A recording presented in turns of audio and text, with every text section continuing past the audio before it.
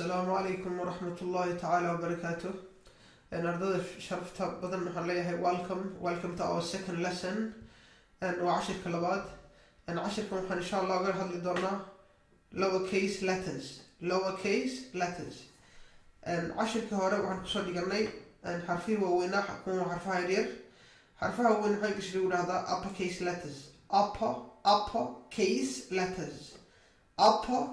letters. marka uppercase letters waa xarfaha waa weyn weeye. maanta waxaan dhigan doonaa insha Allah waxaan dhigan doonaa hadda la yiraahdo xarfaha Allah musta'an yar waxaana la yiraahdaa xarfaha yar waxaa la yiraahdaa lowercase letters waa A B C D E F G H I J K L M N O P Q R S T U V W X Y Z. marka af carabiga qofka garanaya kale af carabiga xarfiye reeri xarfo weyn mala af Soomaaliga uu leeyahay maadaama af Soomaaliga uu Latin ku qoran yahay xarfaha ku qoran leeyahay Latin alphabet sidoo kale Englishka wuxuu leeyahay xarfo weyn xarfiye reeri uu leeyahay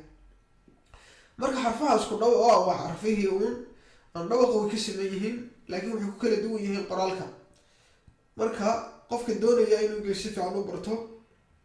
qoraalkiisana uu wanaagsanaado waxaa laga maarmaana inuu barto xarfaha yaryar qoraalkooda xogaha qofka uu Soomaaliga garanayo ku xarfahan ma dhibayaan laakiin hadda uu Soomaaliga qoraalkiisa aanu aqoon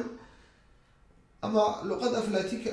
Latin alphabet loo qoray BCD-ga loo qoro oo hore u soo dhiganin waxa qasab noqonaysa inuu waqti badan geliyo si uu sugo qoraalkooda si qoraalka Englishka uu ugu fududaado waayo 80% iyo in ka badan ba marka qoraalada la sameeyo waxa la isticmaalaa xarfaha yaryar marka xarfaha Englishka markii la qoriyo xarfaha yaryar siba xarfaha uu ma hore u soo dhiganay xarfaha waxaan ku raadayay qaabka loo qoro isla waxaan oo soo qorshay waan ka soo hadalay laakiin wax yar baan ka sheegi doonaa xarfaha yaryar oo Englishka ama ABCD-da saddex baa loo qaybiyaa saddex qoraalkooda markii la qorayo saddex baa loo qaybiyaa horta leenka adarkiisa laba leen baa jira oo weyn leenka adarkiisa iyo ka marka laba leen ama laba liid hadba u taqaan labada leen waa maxaa ku dhacday muhiimka ka sare iyo ka hoose marka buugta badan ama qoro buugta lagu qoro male ka dhexe male marka mid dhaxaa jira oo qofka hadaan buuga ku qornayn indhahaga waa inaad ku garanaysaa maxaa ku dhacday mid dhaxda malaa jira buugta ardayda maxaa ku farbaradka waa loo sameeyaa laakiin buugta caadiga ma leh xaraf leen waxaa jira ama liid dhaxda mara marka xarfaha Englishka markii la qoriyo saddex maxaa ku dhacday qayb baa loo kala qaybinayaa qaybta ugu horeysa leenkaasi ku fadhiyaan soo arkaysaa leenka ku fadhiyaan leenka hoose ayay dul fadhiyaan oo ku taagan yihiin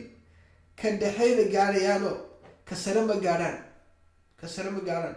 marka xarafka yar xarfaha yar saddex qoraalkooda saddex waa loo qaybiyaa qaybta ugu horeysa waxa weeye qayb leenka ama liidka hoose ku fadhida ka dhaxana maxaa ku dhacday madaxooga u taabto laakiin ka sare aan gaarin ka sare ma gaarayaan marka xarfaha waxa ugu horeysa A ba ugu horeysa A C E I N N O R S U V W X Z marka xarfaha hadda soo akhriyay waa xarfaha maxaa ku dhaca qaybta ugu horeysa leenka dhexe ayuu madaxooda taabanaya ka hooseena ku maxaa ku dhaca dul taagan yihiin oo leenka sare ma gaaraan marka waa xarfahan waa A C E I M N O R S U V W X Z marka waa qaybta ugu horeysa qayb labaad baa jirta qaybta labaad waxa weeye waa qayb leenka hoose ay ku dul fadhiyaan ay ku taagan yihiin leenka sarena gaadhiyaan ka sare gaadhiyaan ka hoosena way ku dul fadhiyaan ka sarena way gaadhiyaan waa xarfaha dhaadheer way dhaadheer yihiin leenka ugu hooseeya ayuu maxaa ku dhahay ku taagan yihiin ka sarena way gaarayaan waxaa ugu horeysa b d f h k l inta wey t baa soo raacda laakiin t xoogaa ka sare ma gaadhayso ka dhexena way dhaafaysaa marka t iyadu xoogaa way ka duwantay marka ka dhexena way dhaafaysaa ka sarena ma gaadho marka waa t marka tina qaybta ma raacin laakiin waa inaad la socotaa t inaanay maxaa ku dhacday xoogaa ay kala duwan taho leenka sare aanay gaadhin ka dhexena ay dhaafayso marka qaybta waa qaybta labaad qaybta ugu dambeysa waxaa weeye waa xarfo yaryar maxaa xarfa xoogaa dhaadheer weeye leenka dhexe ama liidka dhexe ayay gaarayaan ayuu madaxooga taabanayaa ka hoosena way jeexayaan ka hoosena saasay u jeexayaan marka xarfaha waxaa kamid a jiida wakaa waad arkaysaan madaxayga wuxuu taabanayaa liidka dhexe ayuu taabanayaa liidka hoosena way jeexayaan saasay u jeexayaan saad arkaysaanba way jeexayaan wakaa g baa ugu horeysa j baa kamid a allahuma mustacaan waa kamid a p baa kamid a q baa kamid a waxaana ugu dambeysa y marka haddana cashirka marku soo celiyo xarfaha markii la qorayo 3 baa loo qaybiyaa 3da loo qaybiyo waxaa weeye qaybta ugu horeysa oo leenka hoose maxaa ku dhacda ayay ku fadhida ama maxaa ku dul taagan ka dhexena gaaraya waa a c e i m n o r s u v w x iyo z waa qaybta labaado oo qaybta xarfaha dhaadheer leenka sare ka hoose way gaarayaan oo ka dhexe way dhaafayaan ka hoose laakiin kama hoose ugama daadegayaan b baa kamid a d baa kamid a f h k l n t laakiin t waxaa yidhi wax baan ku sheegay t